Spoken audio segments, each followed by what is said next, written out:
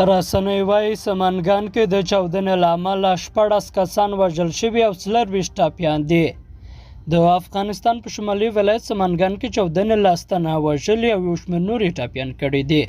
د طالبانو د کورنۍ چارو وزارت ویاند عبدالنفی ټکور وایي چاودنه له غرمې وروسته د ایبک ښار په یوه دیني مدرسه کې شوې ده. ټکور ازادي راډیو ته ویل چې د دوی کشفي او استخباراتي ادارو د پیښې د څرنګوالي پلټنې پیل کړې دي. هغه زیاته کړه په خواشینۍ سره باید ووایم چې نن ماسپښین د سمنګان ولایت د ایبک ښار په یوه دیني مدرسه کې چاودنه شوې چې له کبله یې شاوخوا 10 تنه زده کوونکي په شهادت رسېدلي او یو شمېر نور هم زخمیان دي. زموږ کشفي او امنیتي ځواکونه لګیا دي چې د دغه نه بخښونکي جنایت عاملین وپېژني او د خپل عمل په سزا یې ورسوي. نړیوالو خبري اژانسونو بیا د مرګ ژوبلې شمېر لوړ ښودلی دی. فرانس پریس خبري اژانس د سمنګان د یوه روغتیایي سرچینې په حواله ویلي چې پیښه کې 14 کسان وژل شوي او 24 نور ټپیان شوي دي.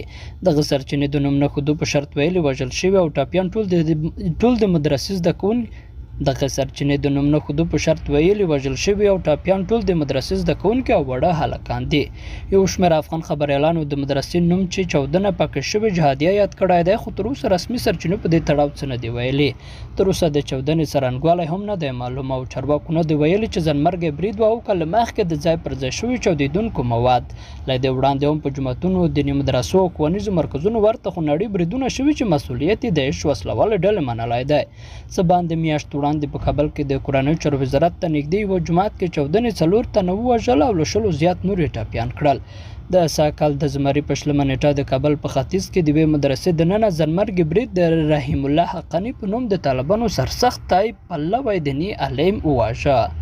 قدرمنو لیدونکو له ملتیا ومننه.